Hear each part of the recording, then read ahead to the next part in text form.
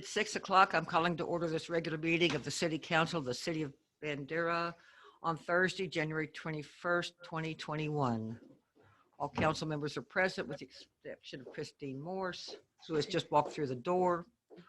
So the city secretary is present. The city marshal is also present. That being said, let's move on to the invocation and pledge of allegiance. Will, would you leave us in prayer, please? Most gracious and loving Heavenly Father, thank you for bringing us all together this evening. We'd ask for your blessings upon the City Council as they make decisions that impact us all. Lord, we'd ask for your blessings upon this country as we go through such troubling times. Lord, we know that you are the great physician and the great healer, and you will make everything right, and everything that you do is in our best interest. Lord, most of all, thank you for your Son who died upon the cross for our many sins. In Jesus' name we pray. Amen. Pledge allegiance to the flag of the United States of America and to the republic for which it stands, one nation, under God, indivisible, with liberty and justice for all.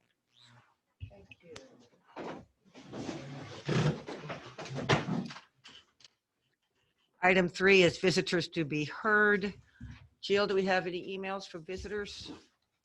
Yes, ma'am. We have one email that came to Marshall Dietrich, and she's addressing Mayor and Mayor Pro Tem. I am voicing my concerns, objections to the Mardi Gras celebration in Bandera 2021. I've personally met people from a former celebration from Louisiana, Mississippi, and Alabama. There are massive crowds in the city as well as all over the country. In lieu of rising COVID-19 numbers, coupled with the discovery of the more highly contagious variant in Texas and surrounding states, this event is surely to serve as a super spreader, one that will impact lives all over the U.S. I further voice my concerns for our officers of the law, EMTs, fire department, and other service personnel as they are unnecessarily exposed. SAMC, formerly BAMC, is accepting patients in order to free up ICU beds in the city of San Antonio to accommodate patients with other medical emergency. Sid Peterson is also reporting increased numbers, placing strain on the Kerrville healthcare community. I believe this matter to be urgent, and I'm requesting my concerns as a citizen be raised at the next city council meeting. I truly understand the gravity of such a decision. However, the impact of such gatherings have proven to be deadly around the nation and the world. Bandera is not exempt. I am asking you, Marshall Dietrich, to represent me at the city council meeting. My regards to all. Martha Schwann, RN. Thank you. Any other emails from visitors? That's all. Thank you. Item 4 is the consent agenda. A is the approval of minutes from January 4th, not 5th, folks, 2021 special meeting, and January 7th, 2021 regular meeting. Move to approve. Rebecca makes a motion to approve. Jerry seconds. All in favor? All in favor, none opposed. Item 5 is staff reports.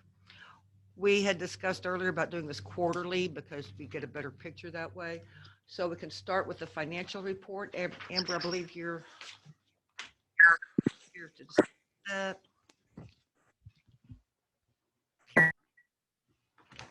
Hi, guys. Hello. So on our numbers are pretty good. The revenue is a little bit under what I would like, but the good news is we did get our beverage tax, mixed beverage tax in.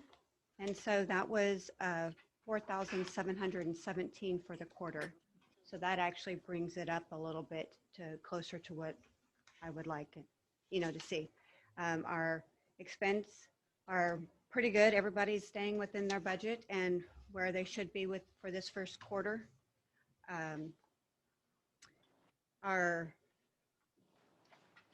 Keep in mind that our garbage, we put it on a credit card, so we get a rebate for that. And so it's going to be in the rear, 2 months in the rear because of that credit card. But I don't foresee that it's going to be outrageous or anything compared to the budget as well. And then on the miscellaneous expenses under the city admin, that, Can you tell us page and or line item? Or I'm sorry, it's on page 7. Thank you. And it's almost close to the bottom. It's the miscellaneous expenses, 10,506, 8,300. And that is engineering fees for the FIF. So we haven't decided exactly where we're going to put those. So that's why it looks the way it does. When we get the account set up and things like that for it, then we will put it into that category on here. And that's why you have it showing pending. Yes, yes, ma'am. So, was there, Amber, I wanted to explain that one of the reasons some of our expenses are way out of whack is because in the software, the user fees, we got whacked all at one time at the beginning of the year rather than being spread out over the year.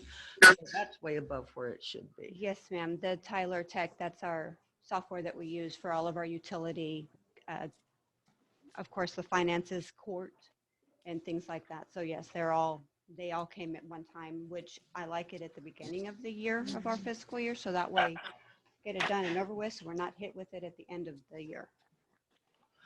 And also on page 2, under other taxes for sales tax revenues, you're not seeing our December sales tax revenue because the way that is paid. So this is an absolute correct, and it's not anybody's fault, but just the way that these things are paid. We have another $60,000, so that's 182,400 or so in our first quarter for sales tax. So that was pretty good.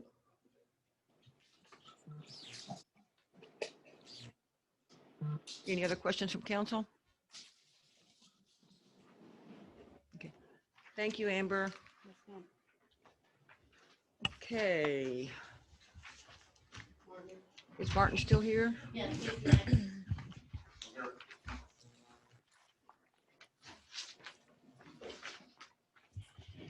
it my turn? It's your turn. Need that. So we'll start with wastewater. We've had a slew of issues over there that we've been working on. We've repaired the main rotor, which has been a problem. It's had some motor issues. I got parts on order, new disconnect, things like that. It's an aging plant, so it's typical stuff. The number 2 rotor we've replaced with a new style of aerator that's much cheaper. Doesn't quite handle the load the same way, but it works for what we have because we're maintaining all our goals as far as flow rate and stuff like that. And we've installed a new truck filling station, which works we sell effluent like to the county, construction companies, etc. So we went ahead and me and the guys fabbed it up at the shop and we had it installed. We installed it and it's got a pump set up. So it's real easy now. There's no spillage or stuff like that like before where we were trying to drag hoses around. So it works well. Drinking water. So most recently, the lightning strike damaged Mulberry. It took out the VFD, the chlorine scale, the gas leak detector. Basically, everything that had a control board in it died. Our insurance company stepped up, though, so it didn't cost us as much. We claimed it on the insurance, and I've gotten it all replaced now. Everything's back up and running. Just kind of a freaky deal. It zapped a transformer and everything that had a control board. And we have surge protectors in there, too. They didn't seem to work. But insurance company stepped up. I got everything replaced, so it's all up and running now. At Indian Waters, I've installed a new soft start. So we had some panel problems over there, and that's an electrical panel that was in the flood in 15. Apparently, it was underwater, and we pieced it back together, and I've worked on it since I've been here over and over again. What we got down to it is about $5,200 for me to rebuild that panel if I did it in-house. For $6,000, I had the well company put on what's called a soft start, which is a variable frequency drive. And it's going to help our pump life. It was a smart play.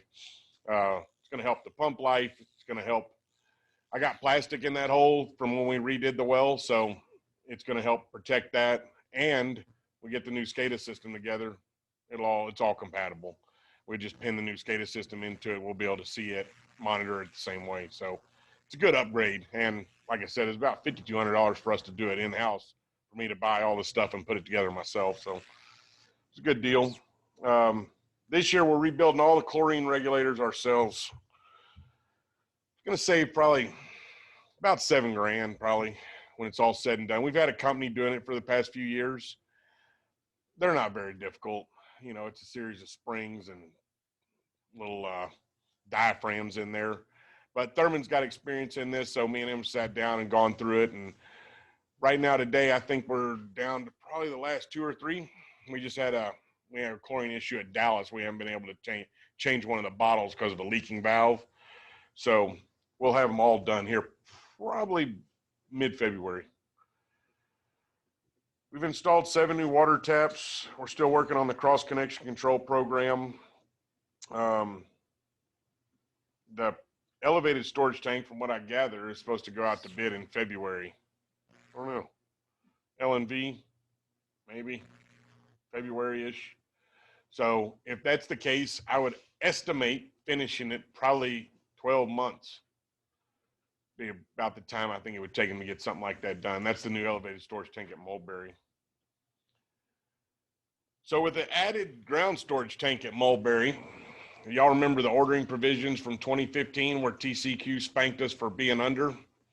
So we've satisfied that. I've satisfied the 160,000 gallon now because I have 175,000 gallon.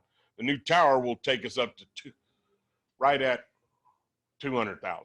So we'll be in good shape at that point, even if we, gain some connections and so forth. But as it sits right now, and I just replied to TCQ at the beginning of the week, as it sits right now, we've satisfied all those ordering provisions from 2015. So they should be happy with us till the next evaluation. We don't have much going on in the park. I think y'all have seen the playground equipment, the baseball field. Everybody seen that? Yes. Street project. So another project I'm going to get up to speed on, I guess, is the street repair plan. I think LNV may have presented y'all already, so y'all have more information than I do. And Suzanne's got some stuff for me that we're going to go over tomorrow, and I'll get up to speed on that. I don't know exactly when they're going to start, so I don't want to speculate on that, but it should be soon. I anticipate it going out to bid pretty soon. Of course, we continue to do our stuff, road edging, pothole repairs, etc., which happen every single week. Equipment maintenance, we've taken advantage this week especially of downtime due to bad weather, colder weather and stuff like that. And I've really revamped our equipment maintenance program over there, better records, etc. And learning. We spent some time learning how to maintenance our own equipment. Unfortunately today, there's so many, these manufacturers make crazy stuff. We gotta have 10 different kinds of oil and all kinds of other stuff. But I've been working with my guys to help them better understand what's required for each machine, how we maintain them, and then we keep intervals on all that, logs basically, to say we're doing it every so many hours based on the manufacturer's recommendations. We've had 6 dogs come through the shelter. 4 were adopted, 2 were reunited with their owners. We have 1 left. He just showed up. I don't know if I don't know what his deal is, if he's going to get claimed. Seems nice, barks a lot. But again, I say that saving shelter strays, they help us. I've asked before. I really think we ought to figure out something we can do that will help raise them some funds. I'll be the first to say they are an outstanding help for me. The animal control division, the city, they do a great job in helping us take care of those dogs, and they step up. Y'all know we've had some colder weather. They're out there taking those dogs home with them. Stuff that we can't do, they're doing it. They're taking them home, they're caring for them, etc. So again, if we get an opportunity, I think we should do something for them. Any questions, comments? Go. I did. I actually had a note to ask you if you had received the street assessment and the 7-year plan. I was really disappointed to hear that you had been left conversation up until recently, I guess. And I know that you have some resources that if you're invited into the conversation, we'll be able to provide, as opposed to us paying an engineer to do work that you already have completed. So I just want to thank you for the job that you're doing and continue to do. Thank you. Yes, Jerry. I'd like to also see them included in the wastewater treatment plant. Yeah, I haven't been, I don't know where we're going with that, but I haven't Yeah, been, thank you. I haven't been up to speed on much of that, but I've reached out to Derek and Suzanne, and I spoke just earlier today about some information she's got that I'm going to get tomorrow, so.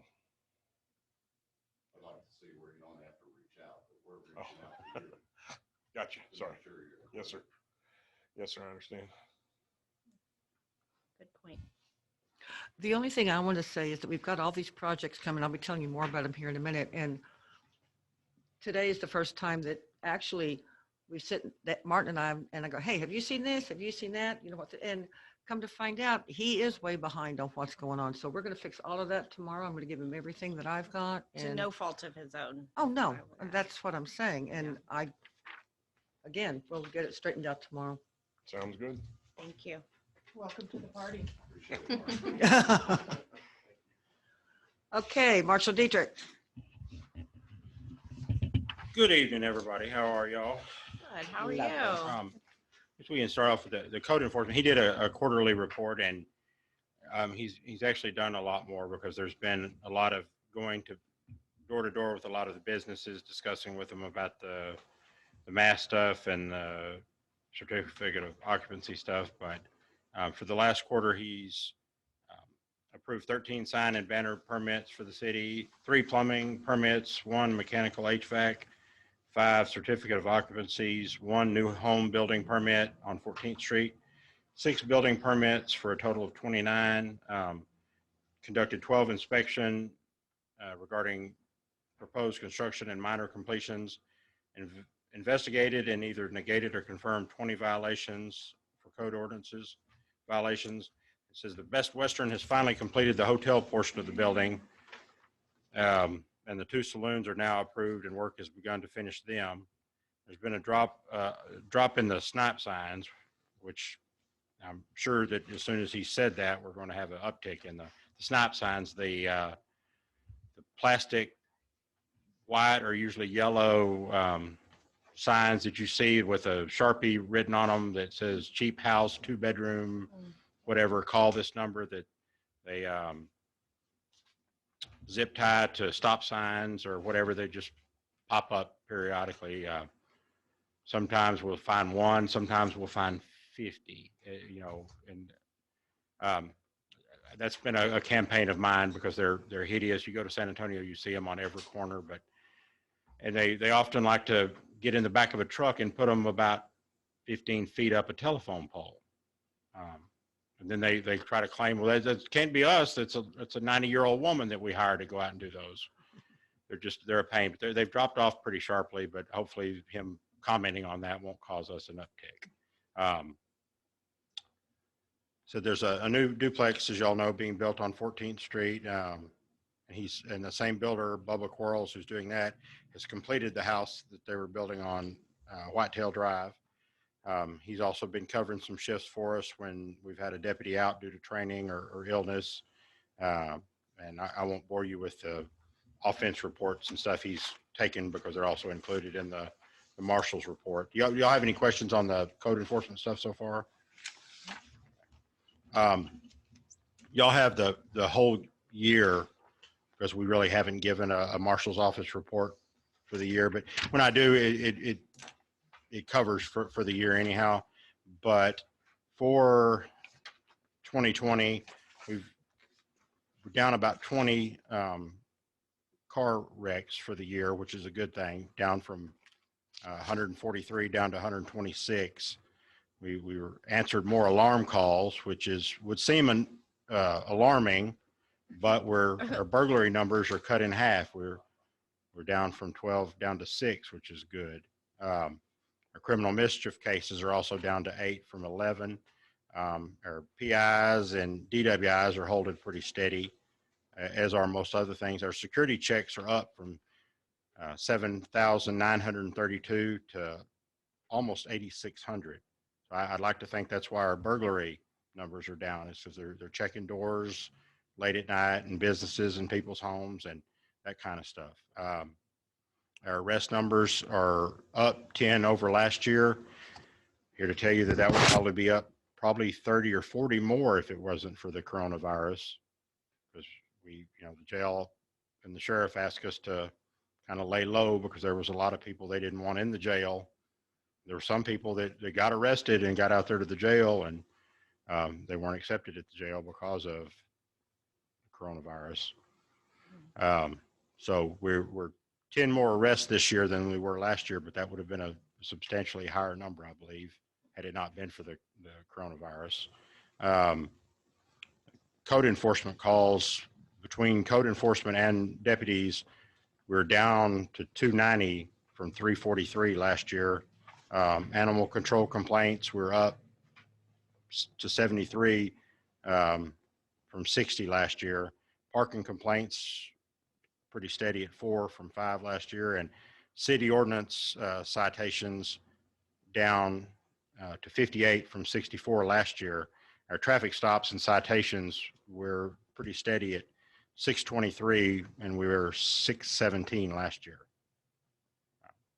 Did y'all have any questions? Or I haven't had to do we're waiting on the new racial profiling report that the state wants, which is going to be longer and probably more boring than before. And as soon as that form that they prescribe comes out, I'll be coming back to give you all the data and details that they want. Yes, sir. Yeah. Curious more than anything, what is the typical citations or warnings at the city park? What do you run into The most common citation down there is for speeding, almost exclusively. We have then followed by glass, and then it's parking after that. People that want to park in places that it's prohibited.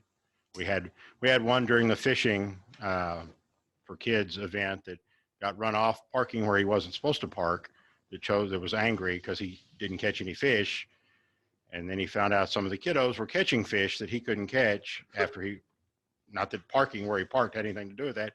He called the Texas Parks and Wildlife the next morning and lodged a complaint that we told him he couldn't fish.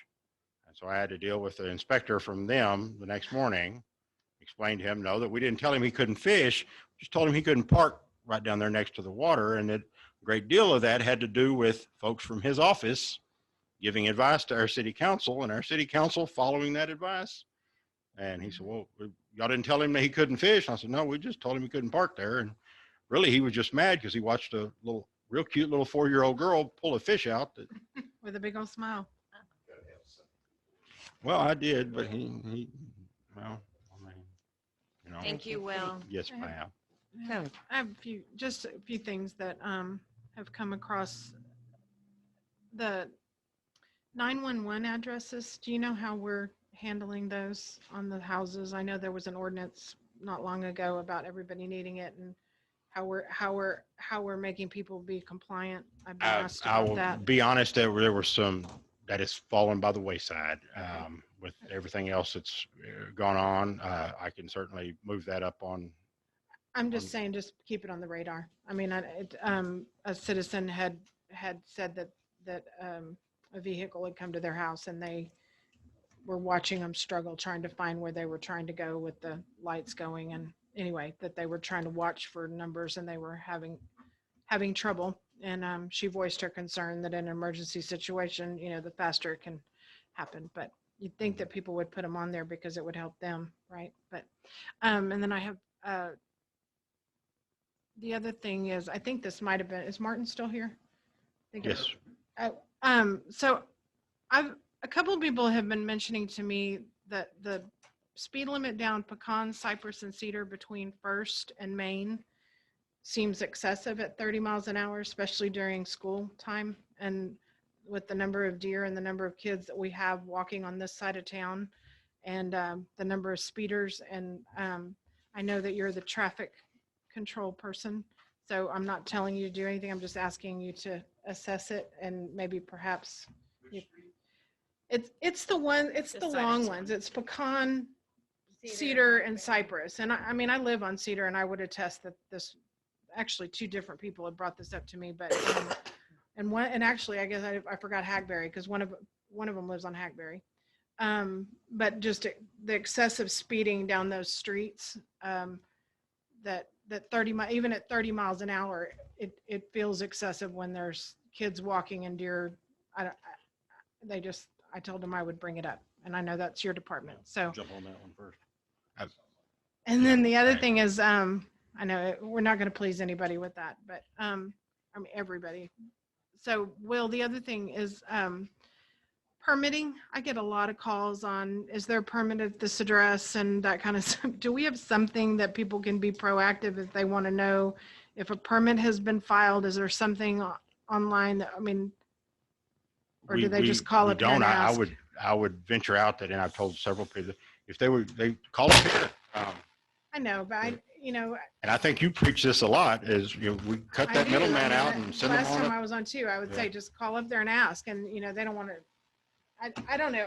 I don't know if maybe it would be a little more proactive, like weekly put a date the permit was, like an Excel spreadsheet or something that says the date that it was requested and the address and maybe the high level category of a permit or something where people can, I don't know. I don't know. I don't know if that's more work for you than somebody answering a bunch of phone calls, but even last time I was on council, that was probably the biggest number of questions that I got about, do these people have permits? And do you know they're living in an RV in their backyard? I get that one a lot too. I just wish they'd call, because, a lot of times we might find out about things that we'd like to know about. And Right.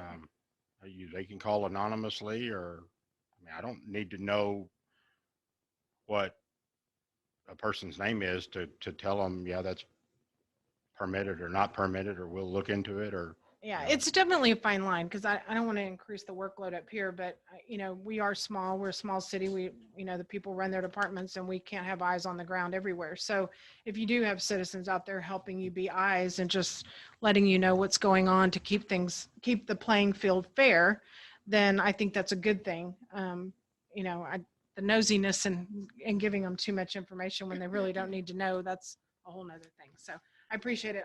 Those are the things that I had on my list that I wanted to bring up during the reports. And on the speeding issue, I about 2 years ago, and it was actually on Hackberry, a gentleman over there that we all know he was giving me a hard time about that, and I knew him pretty well, thought he was pretty trustworthy, so I explained to him exactly how to use the one of the battery operated radar guns, because I was watching and I was talking to him in the yard. And he's like, look, here comes one right now. That truck's going 50 miles an hour. I said, no, it's a 30-year-old truck going down a not too pristine street. And what looks like 50 miles an hour and sounds like 60 miles an hour is about 32 miles an hour. No, he argued. No. I said, I'll tell you what, I will bring radar gun by, show you how to use it. And when you're sitting And out it's not even that they're speeding and exceeding over 30. It's the fact that 30 is a little excessive. the perception is a lot of, and I did that, and he kept it for about 3 weeks. Tail between legs. Said, yes, you were right. Most of them were doing 5 to 10 under. He said, I would have swore that they were doing 15 to 20 over, because it's loud, and not to say that maybe there's not places that it doesn't need to be lowered. Right. But a lot of perception is that they're old vehicles a lot of times, and they're rough streets, and it certainly seems like they're going real fast. Yeah. Because it's noisy, and we can certainly provide attention if there's complaints about, and there has been some complaints about a couple of drivers in those areas. One young man that lives down there, it's been causing some grief. And I know there is some of those where they're speeding excessively, but I'm just, my conversations with these people were specifically the 30 miles an hour seems excessive for that area with the deer and the kids and the way the cars are parked and the intersections and that kind of stuff. So that, I don't want to elaborate. I just wanted to put that on your radar, and y'all do your thing. Thank you, Tony. Mm-hmm. Any other questions for Will? Comments? thank y'all. Mm-hmm. Thank you. Thank you. Okay, in your packet, you have the municipal court report.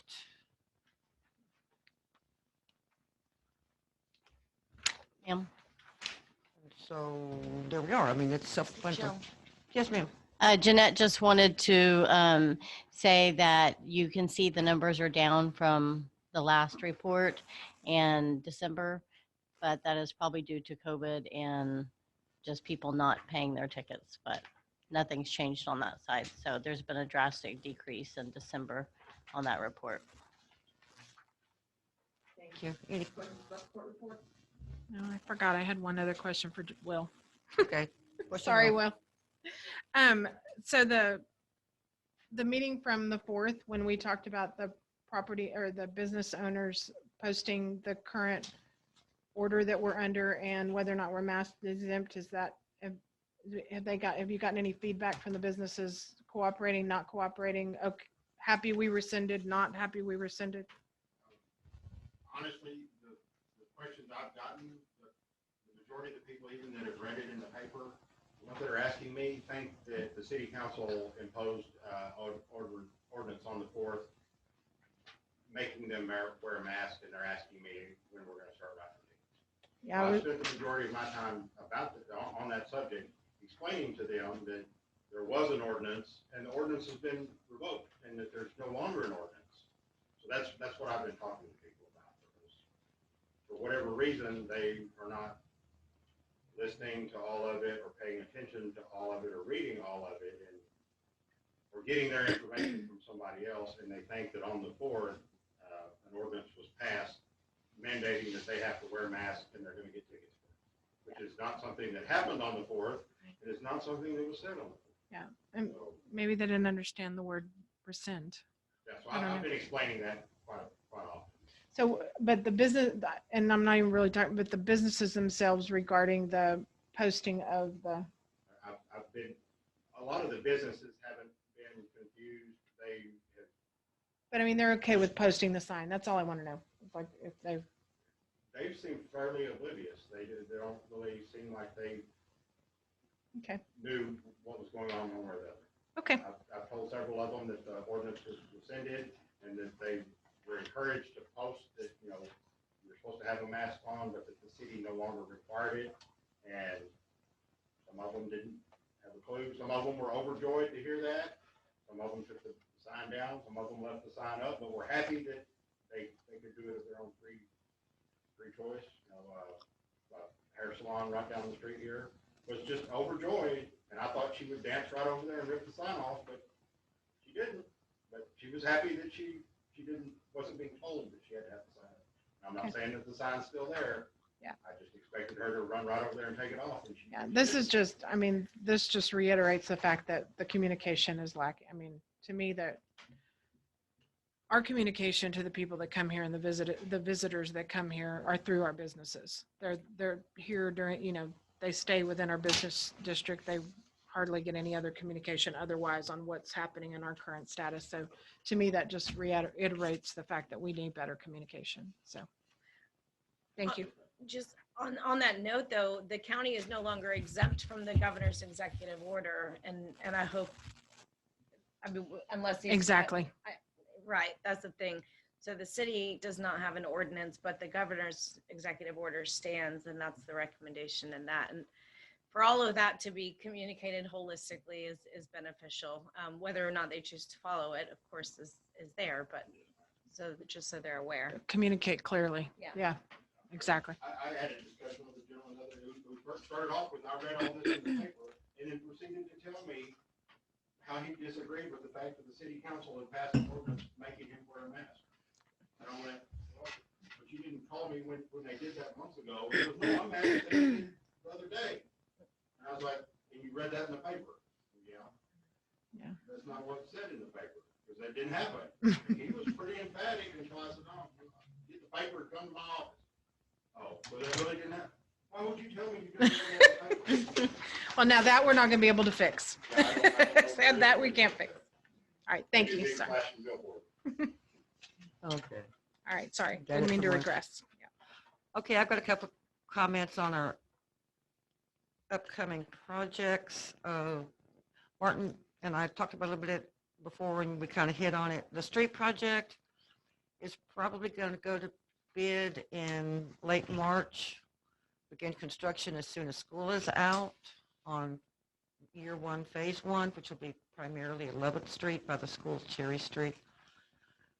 The engineering is, and the preparations are about 95% on the fifth application. It should go to Texas Water Development Board around February the 10th. It may be later than that now, 2021. Today, I just signed a contract for another CDBG grant for $275,000. This one is water line improvements along Bandera Boulevard from Mulberry up about 240 feet from Buck Creek. It's not clear, it doesn't, but that's what it is. This is something we applied for a couple of years ago. We got passed by the first time. We received it the second time. This is the second CDBG grant we've gotten that coincides with the project we're doing with the Texas Water Development Board. So basically by, interacting the two with one another, we're freeing up funds. For instance, the Mulberry tank was built with CDBG funds, not with the Utility Texas Water funds. Development Board. So that freed up some money there. And this will just blend right into the project. Derek's the engineer on all of them. And this is another thing that I'll be working with Martin on to get him up to speed and get a meeting, get the contract, not the contract, get the draft of the engineering and see what we're doing so we can figure out what we're doing. Yes, ma'am. So just kind of an FYI thing, when I was on council before, and they did an excellent presentation about the CBDG grants and how they award them. And it's a point system. And we've talked about different point systems on how to improve our points. But it's also, if you get one, then you're not in the running for the next year. And so it sounds like perfect timing that we've kind of worked our way up, kept our financial in our path and our focus on where we need to be. And now we're getting this money that we worked so hard at getting a few years ago. Mhm. And so thank you, Suzanne, for staying, Rebecca, for staying the course and being rocks in the vision and keeping that going, because it Thank you. seems like the timing and everything's really working now. So that's good. I appreciate it. You're welcome. The infrastructure's been one of my goals from day one. It has been, and it's just And to see it happening finally is so rewarding. Okay, any comments on the staff reports? Okay, item 6, discussion of possible action on the following items. Item A, approval of a street closure request by Mario Munoz of Kickback Corner Bar and Grill for a street closure on Cedars from Main to the beginning of Arky's parking lot on Saturday, February 6, 2021 at 7 a.m. until Sunday, February 7th, 2021 at 3 a.m. for pedestrian and vendor safety during Cowboy Mardi Gras celebration. Yes, Rebecca. I'll make a motion to approve. Thank I'll you. second. Tony seconds. I do have Discussion. a question. Did you call Arky? Arky has agreed as long as it doesn't go past his driveway, he's fine with it. Okay. And also talking to the folks down there at El Hawks, they plan to do a big Mardi Gras celebration in their own parking lot, and they were hoping to close the whole street. But with Arky involved, I don't think that's fair and the other houses on the street. Right. Great. I think this is a great, I'm so sorry. Oh, I didn't have the floor. No, it's okay. Jerry? I just had concerns or questions about the 3 a.m. I mean, the bars close at 2, don't they? Well, they got to Do we break need to down the block stuff it on off? the street and get it all out of the way and all that kind of stuff. Right. I just really appreciate that they thought to do this. I think it's a great idea for, outdoor accessibility and safety. I think it's. And that's a great. bad corner.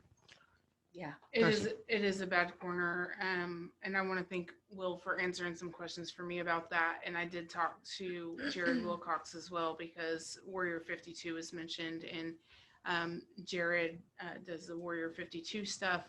I spoke with him, and I'm very excited about the fact that Warrior 52 is going to be providing a bathroom trailer.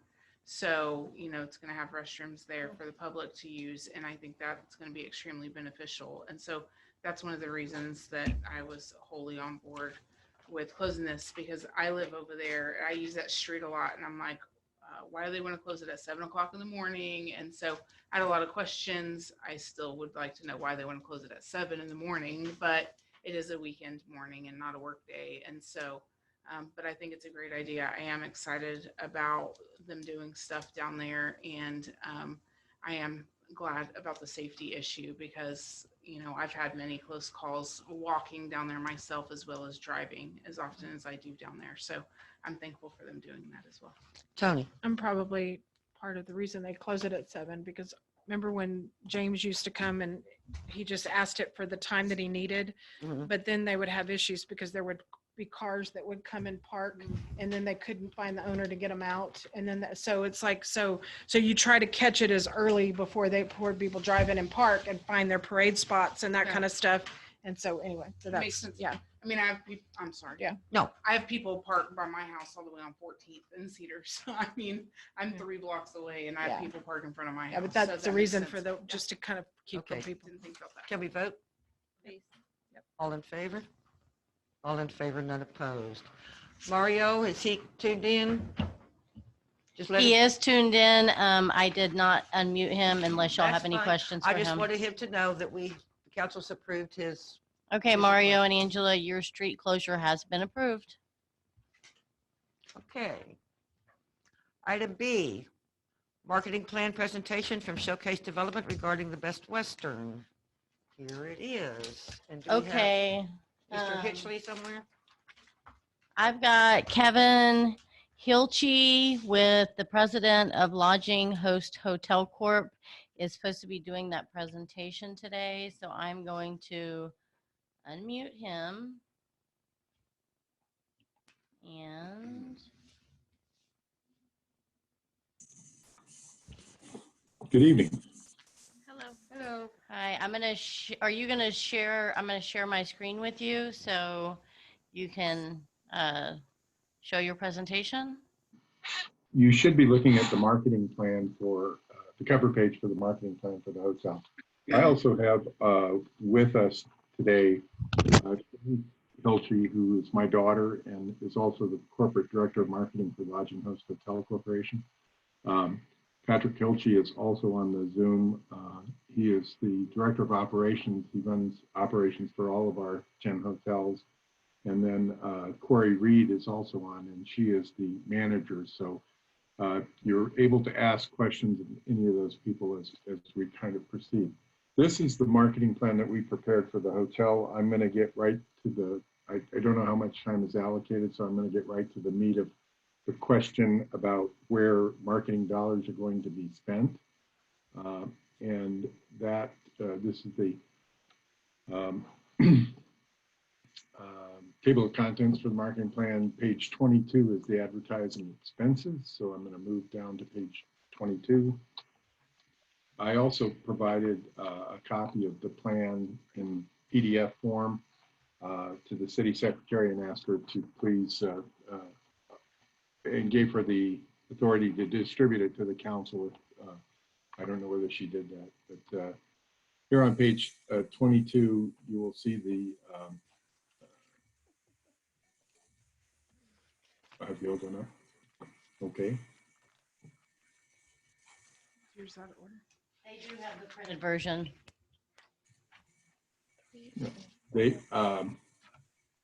Okay. Patrick just came in and told me the I old got it version. now. I was in the back where the pages were not numbered for some reason. Hang on just a minute. Did you resend that to me, Patrick?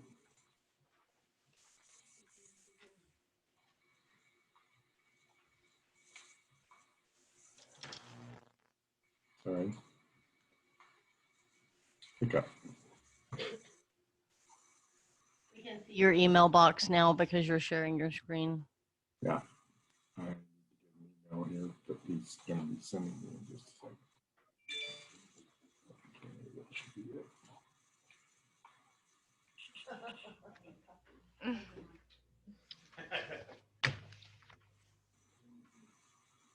In Teams.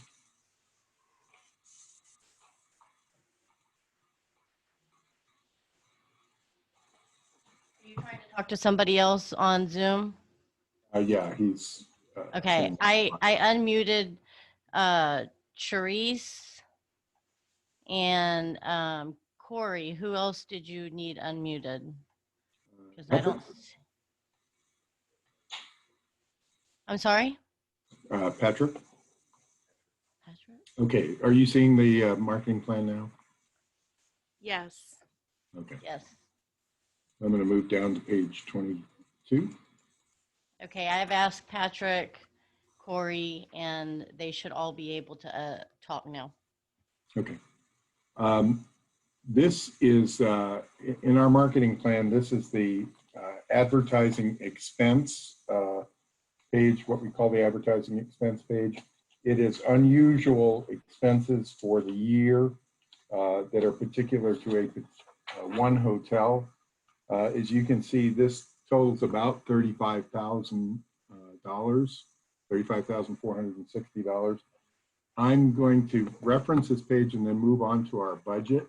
The budget is a few pages down. And as these are summary pages for the budget. You can see here, we are budgeted to do about 1.5, 1,563,000 in room sales. We expect this year to sell about 10,900 rooms over the course of the year. And that is including the fact that this budget takes into account that we opened on January 15th.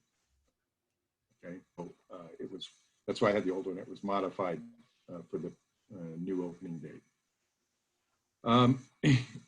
As we look, I'm sorry, I should have pointed out here. Let's go back. This shows the sales and marketing line item here. You can see my cursor moving across. We're going to spend $136,000 this year marketing, quote, marketing the hotel. Don't ask me how I just moved down. And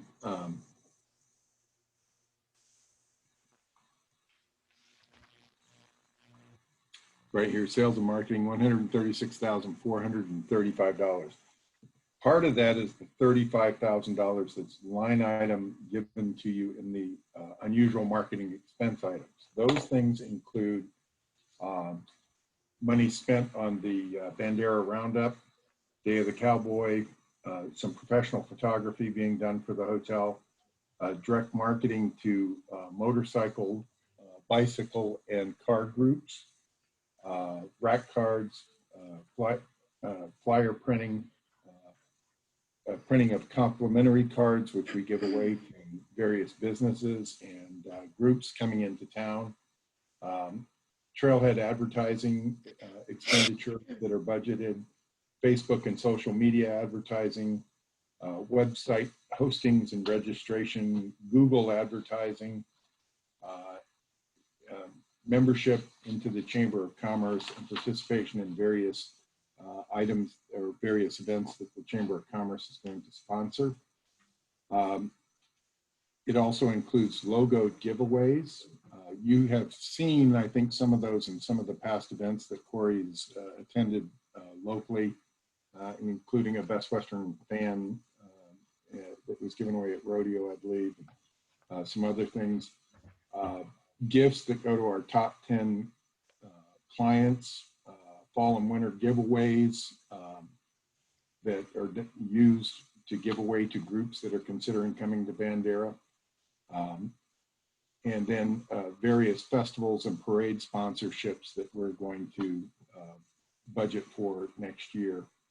And then the last thing is revenue management for hire, which we use to make sure that we maximize the revenues of the hotel during times when it's going to sell out. If you look down, I can show you the marketing page. That is the breakdown of that 136,000. And I'll refer you back to the 35,000. So we expect to expend $9,500 on rooms advertising, and that's broken down in that previous multicolored part of the marketing plan, and that coincides with this line item here for rooms advertising, $9,500. So the 35 you saw broken down, the other is part of the overall expenditure of $136,000 that we will spend promoting the hotel and Bandera next year. The amount that we get back from the city out of the tax assessment is maximized, is maximum of $30,000. And based on the current revenue projections, and that's what they are, I mean, my crystal ball is probably about as good as anybody else's, but we do expect to do about $1.5 million in room sales there this year, even in the current COVID environment. And that's going to bring in about $45,000 in revenues to the city in the tax monies, 30,000 of which would come back to us for the marketing efforts of the hotel.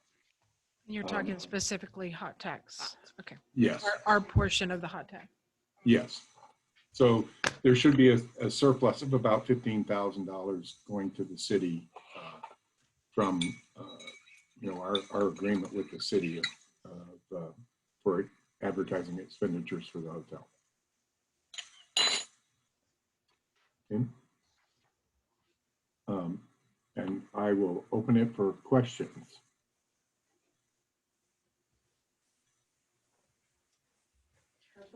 I will have some. Give me just a second to Yeah. let it soak. I'll go ahead. And I apologize, I don't have right in front of me the actual marketing agreement, that portion of the 380. So I was just hoping you could elaborate on, in your view, that the proposed plan does meet the requirements of our mutual agreement. It does. We're going to spend an enormous amount of money advertising the hotel, and in the marketing efforts of the hotel and the city is going to reimburse about $30,000, which is going to be about 20%, 25% of our marketing expenditure overall on an annual basis. And and again, there will be surpluses out of that tax, or should be, that the city will have to spend. And that was the agreement for us to build a franchised hotel in the city. We also have to, you remember, by that agreement, continue to own the hotel for at least 10 years and maintain the franchise on it. Yes. May I please direct a question to Corey? Sure. Great. Hi, Corey. Can you talk to council a little bit about how you have or how you plan to reach out to some of the larger event coordinators and as far as specific event promotions and marketing, I guess I'm just curious what you have to say about that aspect of all of this and coordinating efforts and yeah.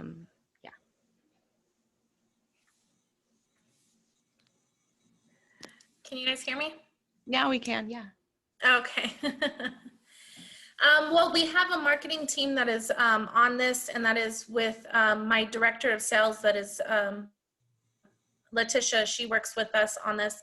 And we also have Sharice, my director of marketing, and we've kind of teamed up together to work on this.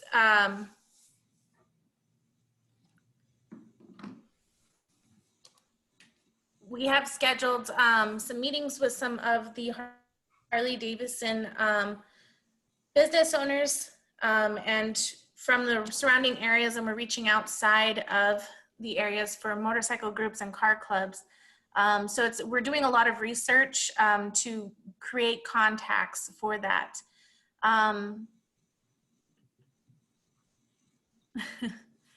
Did you want to go over that, Kevin? Sure. This is Letitia is soliciting car groups, bike groups, and motorcycle groups that are in communities within a one-day drive of Bandera. This is the piece that she's using currently to send out to them when they express interest in coming to the Hill Country.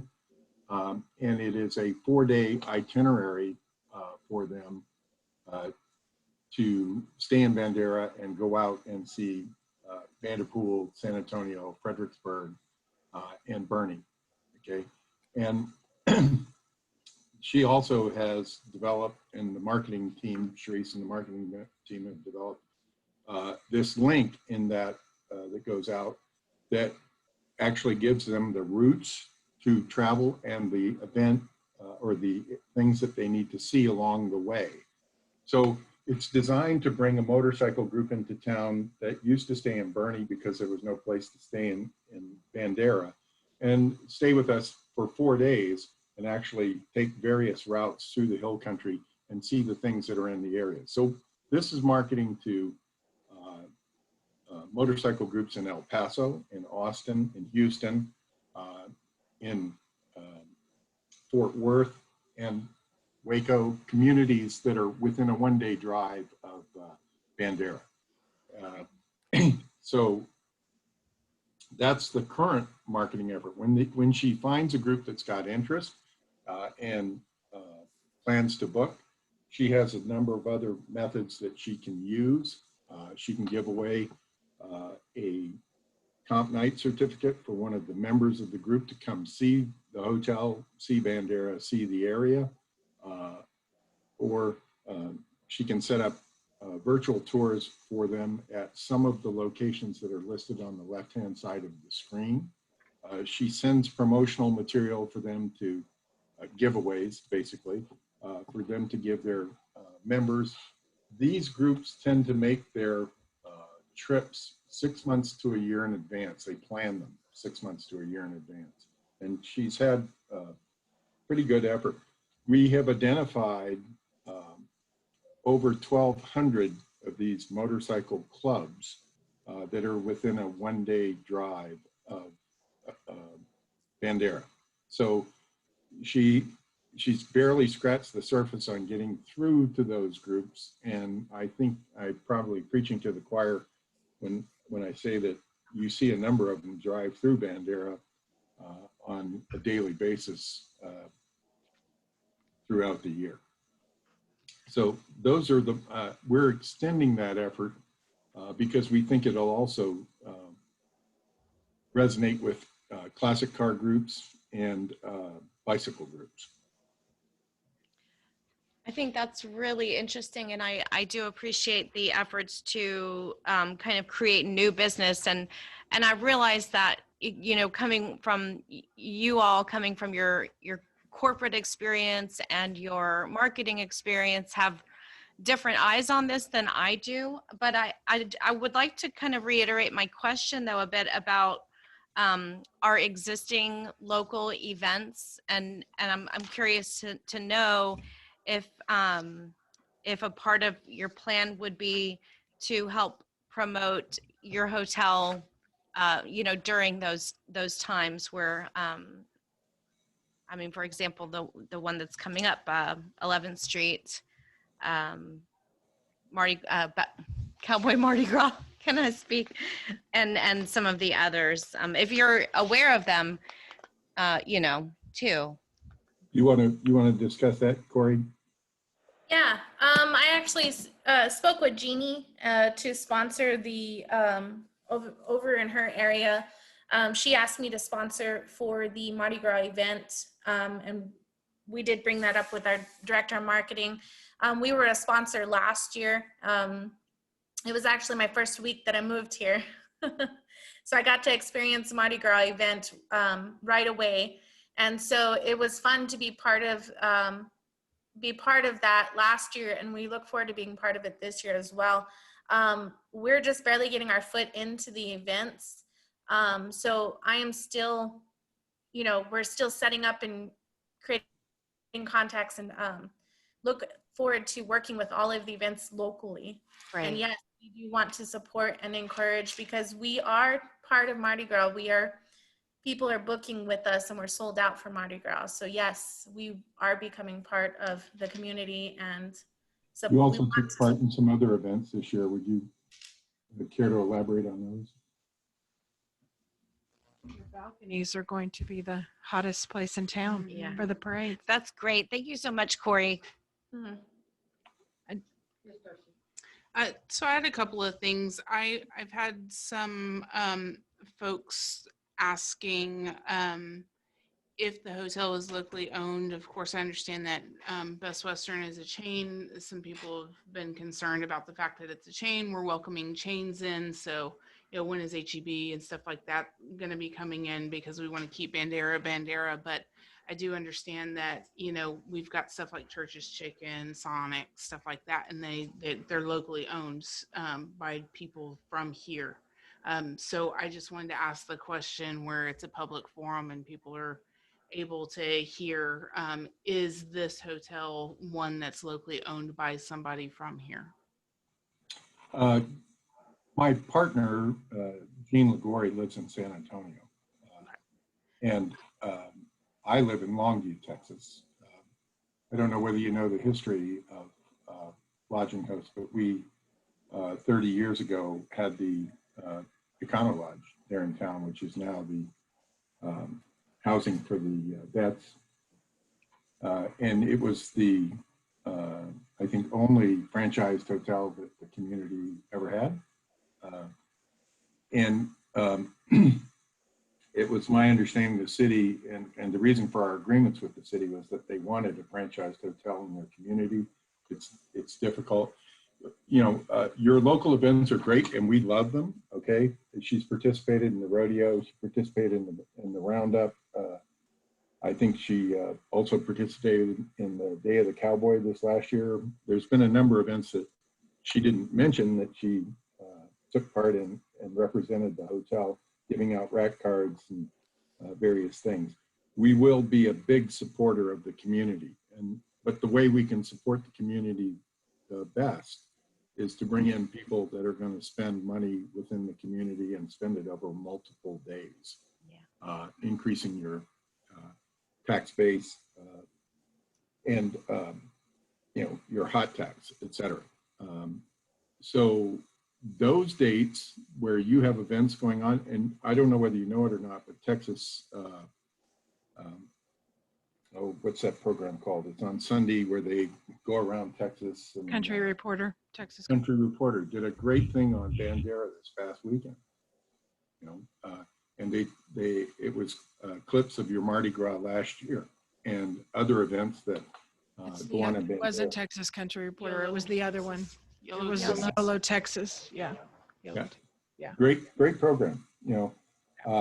That kind of leads me into where else I was going with that I had no idea whether it was local or not. I'm new to city council, and I'm excited that we have something that brings in new employment here, whether it was locally owned or not. But I do want to ask that what all are y'all doing to keep labor and purchasing supplies and stuffs here locally? Because I would like to see, the majority of the labor at least from here, from Bandera. So I'd like to know what y'all are doing to try to make sure that we have the labor, the employees kind of here from Bandera. You want to speak to that, Patrick, or do you want to speak to that, Corey? I'm going to object and I'm sorry, Darcy, respectfully, because our agenda item is related to the presentation on the marketing plan. And I think maybe a good agenda item for the future would be a more comprehensive review of the 380 for new council members, and just to have an update and to have this dialogue, like when it's on the agenda, to have that dialogue. But rest assured, they have met the requirements that were put forth in the contract, and they must report annually. So let's get back to marketing. Yes, Tony. I'm sorry. I agree with everything. I agree with everything, but the meeting the requirements, I don't think was the objective. I think she was given the opportunity to have them answer a lot of questions that are floating around out there that are not accurate. But if these guys are. I agree. We should do it another time. Yeah, but I'm okay. just saying that, yeah. Yeah, I don't disagree agree. with the content. Yeah, me Just- neither. I Yeah. agree. Very good. Appreciate it. If I will just make a general statement. If we have an opportunity to deal with a local tradesperson or somebody else. We deal with the local tradesperson, and that did cause some delays along the way because some of the local tradespeople don't have the staffs and the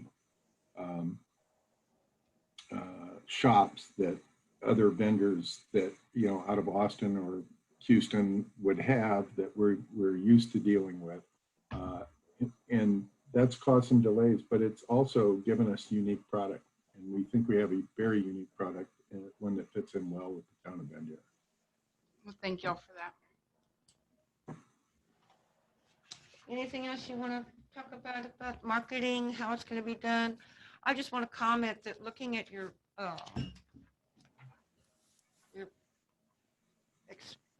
advertising expense here, you did actually break out the National Day of the Cowboy and the Bandera Roundup. But again, we've got 4 other big events that also merit your attention. I just wanted to bring that to you. We would love to have that. And I'm going to tell you, if you bring those to Corey's attention, they're going to end up in the marketing plan next year. Right. And I believe it's simply, already in the marketing plan. That falls under the festivals, parades, sponsorships. We didn't know everything, so we just kind of put a general Corey, line item.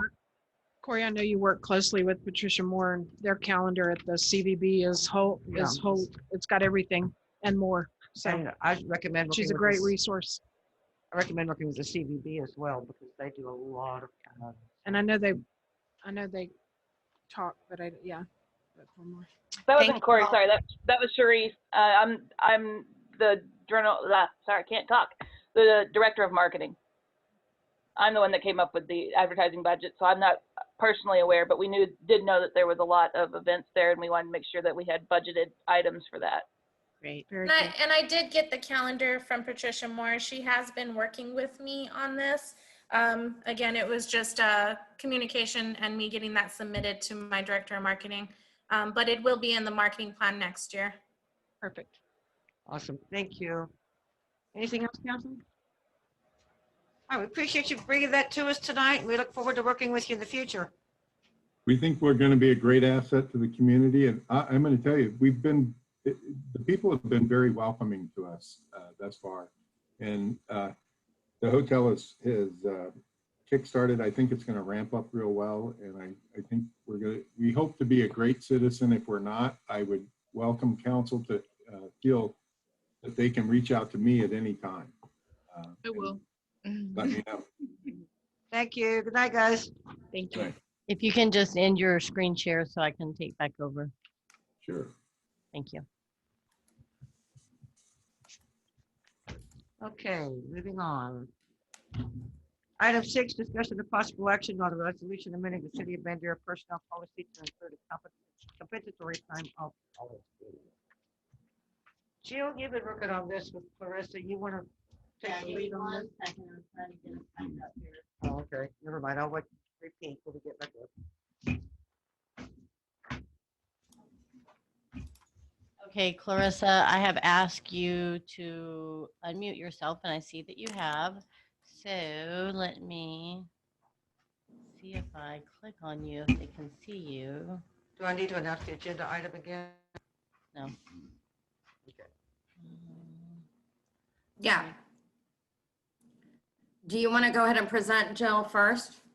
Let me, hang on one second. I'm trying to remove pin. Okay, there she is. So there's Clarissa. Hello. Hi, Clarissa. You're on Hi, the guys. Okay, I think that should be good. Okay, so Unless you want me to share my screen too, I have it up. well, I've got it here. I was just moving my thing so I could kind of do what we talked about. So what we did was Okay. we sent her the thing that y'all came up with the last time, the policy on hours worked, overtime, and compensatory time. I think this was a product that Tony and Darcy kind of came up with. Y'all added stuff. You asked questions. We sent the questions back to Clarissa and Dan. And so what they did was they took all the questions, So Clarissa and I and Jay had been working on updating the personnel policy for quite some time now, like almost a year, and then COVID hit, and then we didn't get to meet anymore. So we had just actually finalized that about what, at the beginning of December, I think, into November.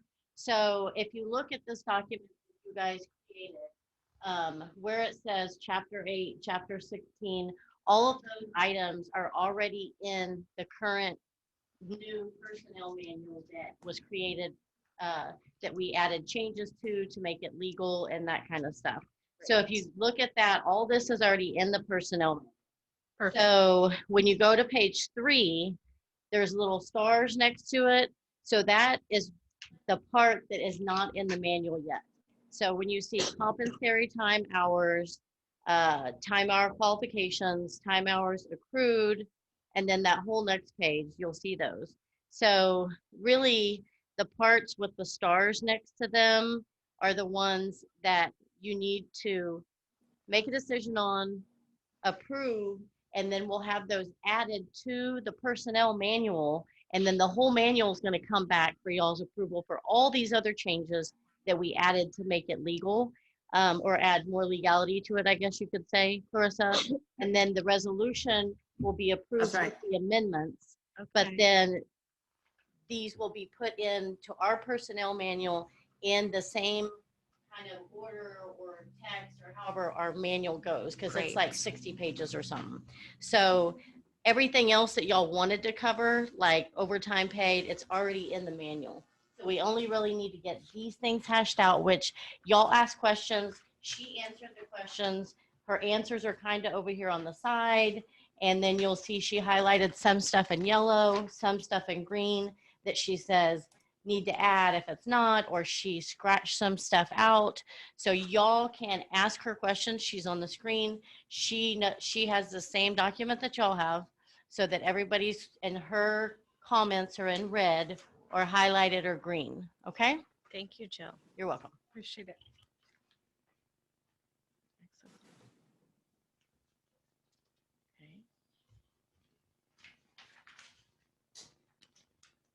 Mayor, Suzanne? Yes. Yes, Darcy. so do we need to make motions on this piecemeal, one by one? Or, I mean, hopefully so, because we don't want to do it as a whole, I wouldn't think. So, like if we wanted to accept the very first one that starred, we make a motion on that instead of just kind of accepting all of the changes. Do they need to do one at a time on the comp thing, or can they do it all in one and just say add to the personnel manual? You can do it all as one. If everything that you see here that says need to add, if approved, you can make that in one motion. The 4 items.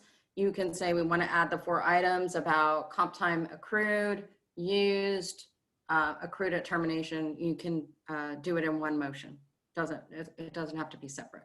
Well, there's 6 separate items. We could certainly do those one at a time. Yes, Jerry. Do we actually have a need to do them one at a time? Isn't this what we had discussed? I'm just kind of clarifying. Yeah, I was gonna, may I have the floor? I was gonna say basically the same thing. We could go through and ask if anybody objects to any of these. And then Well, if they that's- don't, then just do do it one all at motion for all of it. I mean, yeah, if we, because quite we've already frankly, talked guys, about it several times. I don't think there's any, Yeah, if you need clarification or you have a question, we could certainly do that. But I think, let's start with up here. Compensatory time hours definition. Do you want to add that to the policy? No comment. Let's move on. Sure.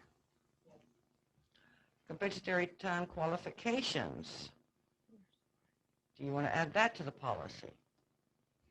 It's already in there. Huh? this is just additional verbiage that was added for Yeah, it's just some extra clarification. verbiage, yeah, It's for not, clarification. it's not real specific. So yes, All right, let's move on. accrued. Compensatory time hours accrued.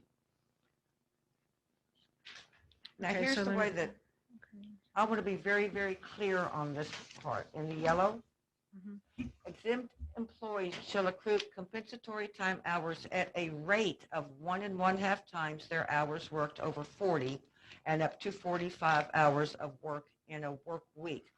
So if they work 5 hours over, they get 7.5 hours of comp time to be paid. Yeah, so let me Wait, just clarify that I last think, piece. I think about- Dan came back and said it was 1.5 across the board. This needs to be adjusted to what he advised us. Correct. So it's not up to 45. It's like they accrue it at 1.5 period. But we have a thing we need to say that they limit at such an amount. I mean, we can cap it off and say they can't accrue more than 40 or more than 80 or whatever. But at the rate, it's always going to be a rate of 1.5. That we don't have it. But not the pay rate. It's paid at straight time. It's Correct. paid. It's Over they, 40 is It's one So, and a half. so no, wait, okay, they accrue time at time and a half.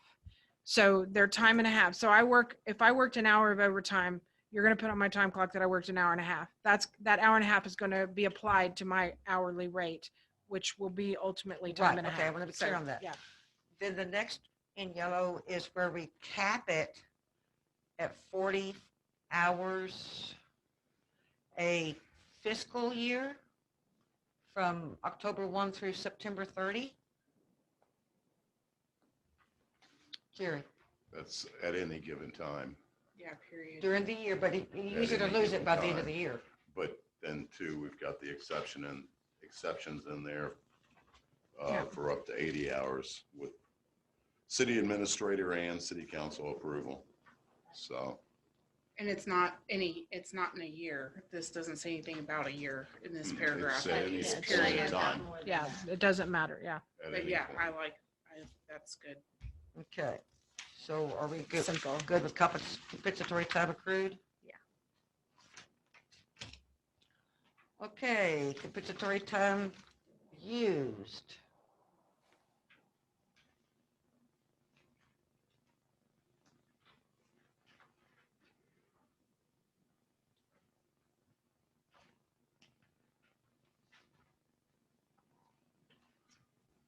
Jerry, Any other discussion? Yeah, I do. I think this is too many steps. I don't think that the city administrator needs to bring it to us. I think that if the employee needs to make the request to extend it up to 6 months, the department head needs to understand that it should be extenuating circumstances to take it to the city administrator. And if the Absolutely, city I agree. administrator approves it, I don't feel the need for them to be bringing it to So, us.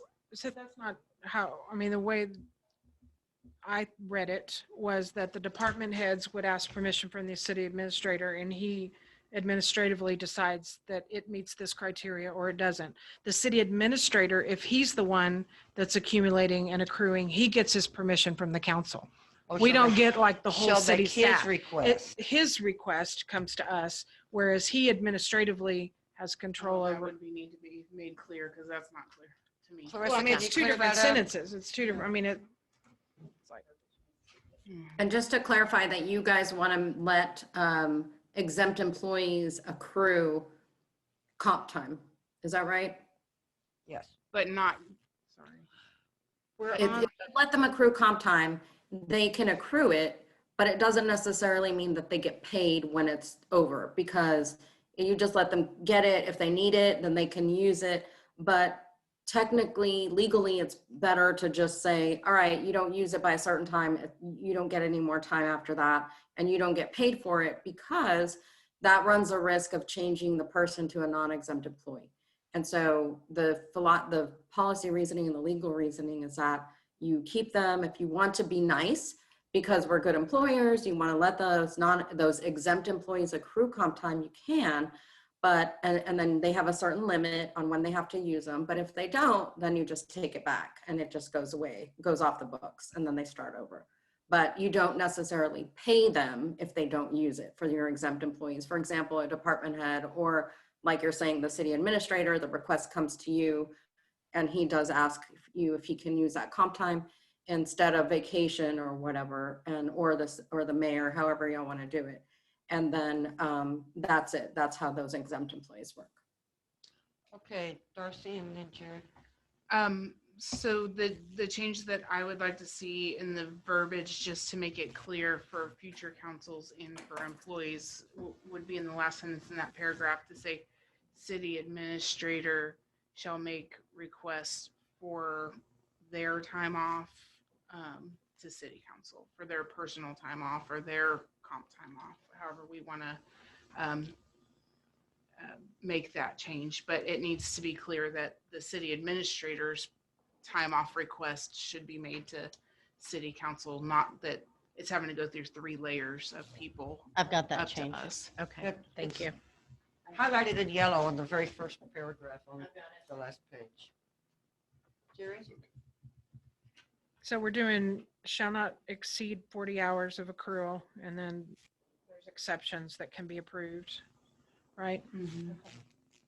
Okay, we're good with that one? But Yes, Jerry? are we allowing them to accrue it and continue to accrue it, or as she was saying, and not pay them for it? If they're exempt. Right. So Right. if they're, Okay, if, I'm just clarifying. yeah, so, only be approved for up to 3 months. Right. yeah, so what I read this is that they shall not exceed 40 hours, and that if it's deemed not something of their personal fault, that they were not able to use that 40, that they can and may get approval to accrue up to 80.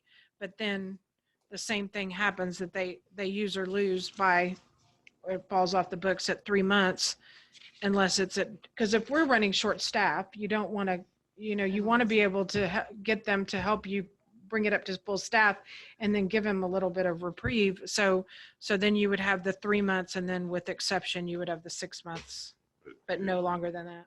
Go ahead, I'm sorry. But it is use it or lose it, correct? That's the way I'm reading it. Okay. Right, and then you would have to pay them if it's not used by that time, then you do have to pay them.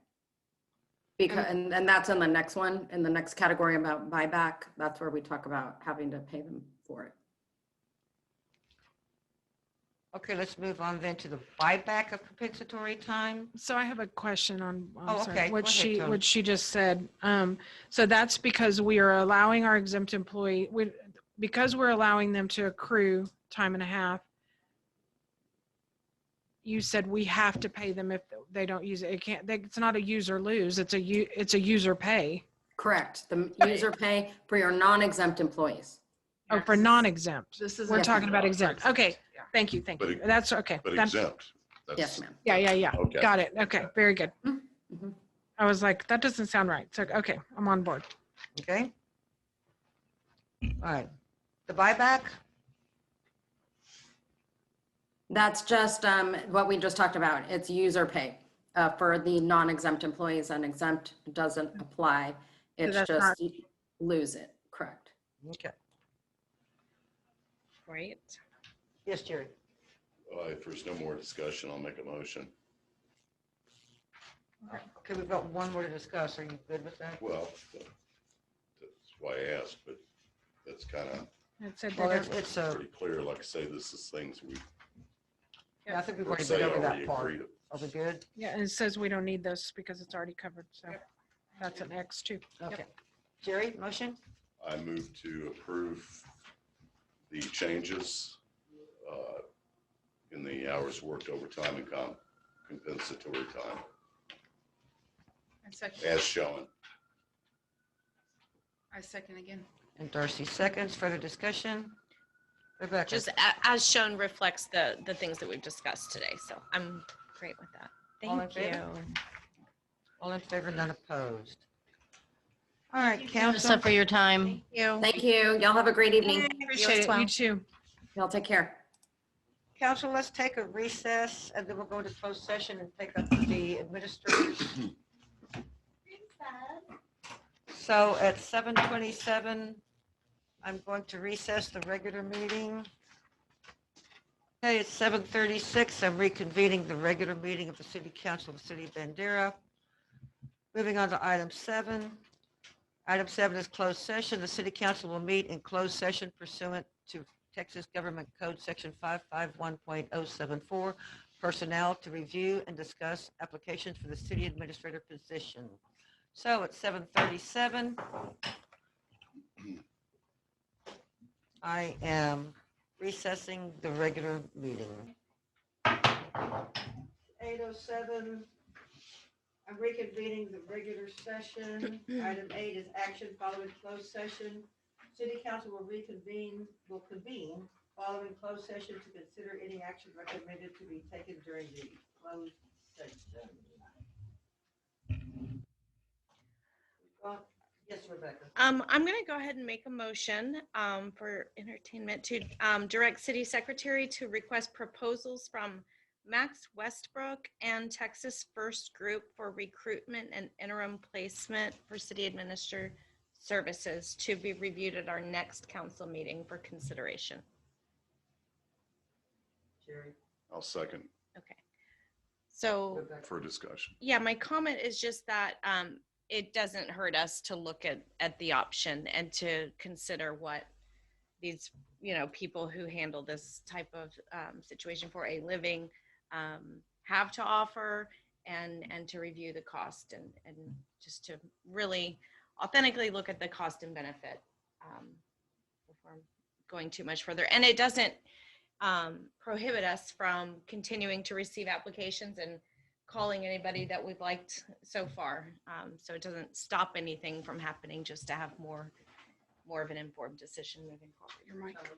I would support this as a simultaneous effort, that we don't drop the ball on what we discussed in closed session, that we move simultaneously. That I think, because if we get to the end of this and we're like a month or 2 months down the road and we still don't have an administrator, I mean, if we need somebody to come in with all these projects going on, I don't think we need to put all of our eggs in one basket. And so I appreciate you getting a name to follow up on.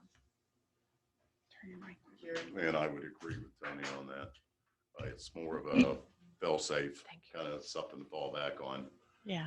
If we don't make any progress with the current applications, more than anything. Agreed. Cool. Okay, we've got a motion, a second. Any further discussion? All in favor? Oh, yeah. Okay. All in favor, none opposed. Thank you. In the meantime, council has selected a few candidates out of the ones that have been applied, and that doesn't mean that anybody's been eliminated that has applied.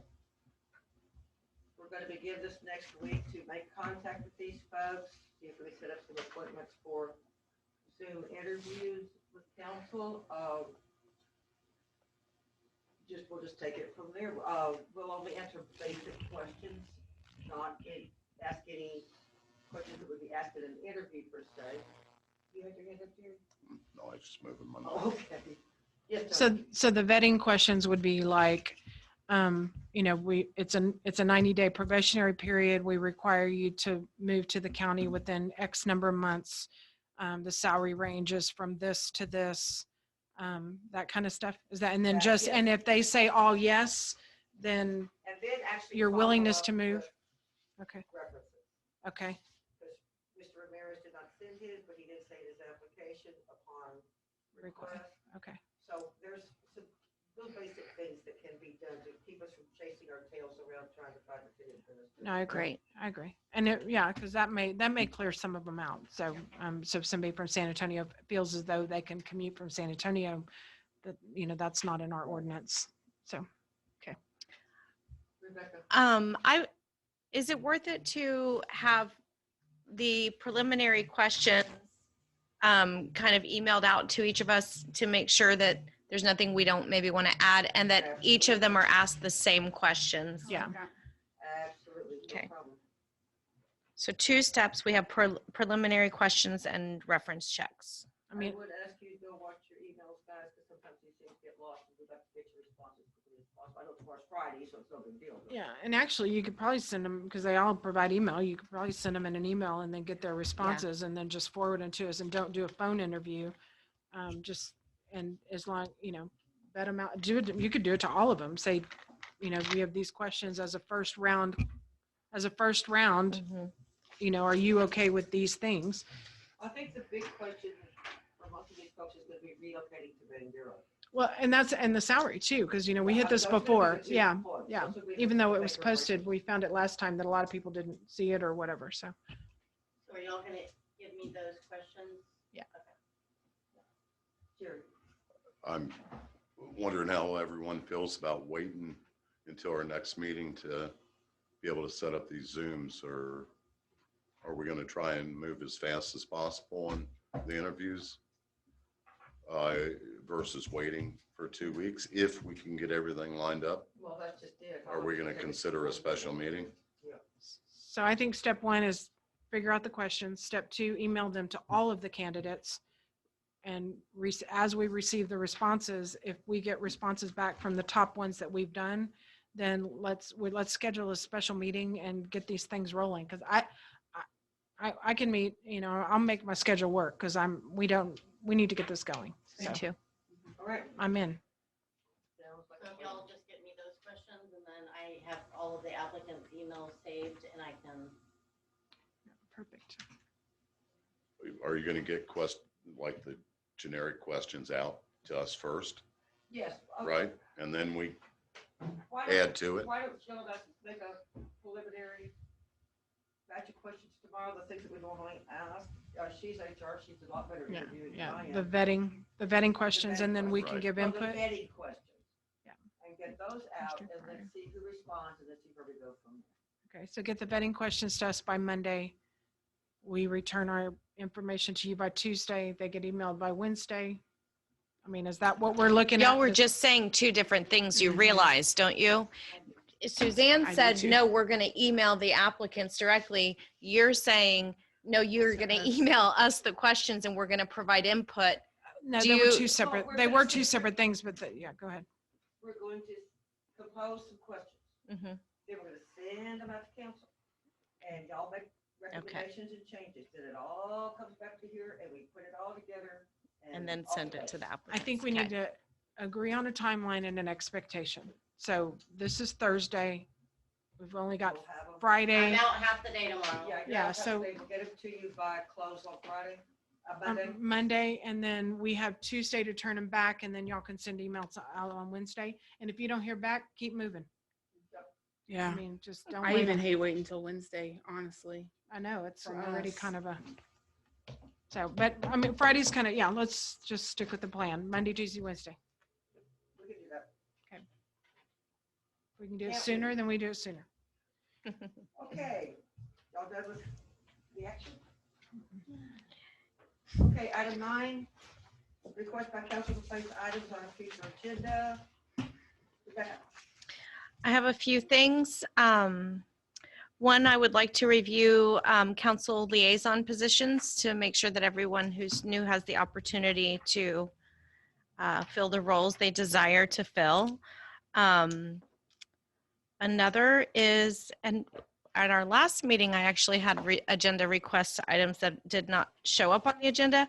But so one of those was to review and possibly amend the ordinance that, and I'm sorry, I don't have the ordinance number in front of me, but it's the one that relates to how you're posting, the one that says you gotta post it on TV or whatever. 361. In the newspaper. There was too much on this agenda. I tonight, understand. so she bumped it. Okay, so I just wanted to reiterate that we need to review that. I'd like to get on the agenda to discuss how we're going to roll out the promotional funding for the hotel occupancy tax promotional funding to help assist with that and promoting Bandera. And that's it, I think. 1, 2, And 3. next week, we have our EDC workshop, right? Well, I was going to wait for Okay. council comment. Okay. But that was it for my agenda request. I'd like us to have a discussion on how we're going to pay for all of our stuff. That's my agenda item. Current projects, street improvement project, FIF, wastewater treatment plant, all the big projects that we've got going on that we haven't even discussed how we're really going to pay for it. And I would think that Martin needs to be a part of that discussion. Maybe have it at the beginning of the agenda and he can be a part of that. And Martin would need to be a part of that. Maybe have it at the beginning of the agenda and then he can leave after that Yeah. No, he wants it as an agenda item on the next, on a meeting. And I said, I think Martin needs to be a part of that conversation about where the money's coming from. And And I totally agree with that. That's one thing I think we need to really work on, doing a better job of keeping Martin in the loop. There's so much value he could bring to us, just like if we're going to be talking about costs, how much these projects are going to be running us. We've got to have his input, especially on like the wastewater treatment plant, because it's probably going to be an increase in personnel, et cetera, et cetera. So, and he does have some experience in grants and things in the past, so he might be able to help us on like, well, if we do this under this grant over here, then, and help us discuss the disbursement of it. Might have some good. No, Yeah, I agree. but Yeah, it's like, that is something I think we need to work on, because we're losing a lot of valuable experience and knowledge there. And it takes the burden off us somewhat too. Well, I mean, he's more of the expert on a lot of these items. I'm not gonna, I'm sorry. Any other items for future agenda? Future agenda items? Any others? I'd like to discuss some possible action on getting those that were moved from hourly to salary paid for their comp time. We still haven't addressed that issue. yeah, we tabled that. And also increase in pay possibly, or at least looking at the salaries for those people if we want to increase them, keep them the same, whatever. Since the salaries were not changed based on them being changed from hourly to salary. We've had that on weekends before, but we just never really got into the discussion. Yeah, and that's something we definitely need to address, but that's why I wanted to go ahead and get on there, how we're going to pay for our current projects. I think that needs to be made the priority. And then we'll see what kind of money. Okay. Well, yeah, true. I've got that, But- so. Anyway, So Darcy brought up a good point. What was the other, didn't we table 2 items in the long meeting, the last long meeting? We tabled the one about the salaries and, okay, that was, okay, so we took care of one of them. Very good. Yeah, we didn't put that one back on this agenda because we already knew it was gonna be so long, so she bumped it to the first Gotcha. one in February. We're good. So it will be coming back before you. Okay, thank you. Anything else, council? Item B, announcements. Rebecca. I am really happy to share with council and the public that the Texas Water Development Board has selected Bandera to conduct a study, an aquifer, an ASR study, aquifer storage. It's not recharge, it's some other something. Anyway, point is, it's a really valuable project. I mean, the cost benefit to this, well, if the city had to pay for this, it would be extremely expensive. So they're doing it. It's a part of this, the state water plan. And what the data that's going to come out at the end, the report that will be provided to the city and to the county will be really valuable in projecting models of our source water predict levels to as far as 2060.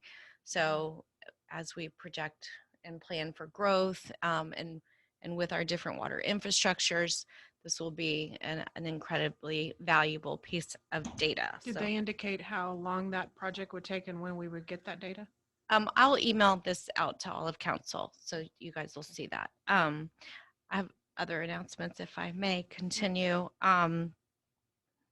Okay, so as you all know, we're working with Simple City.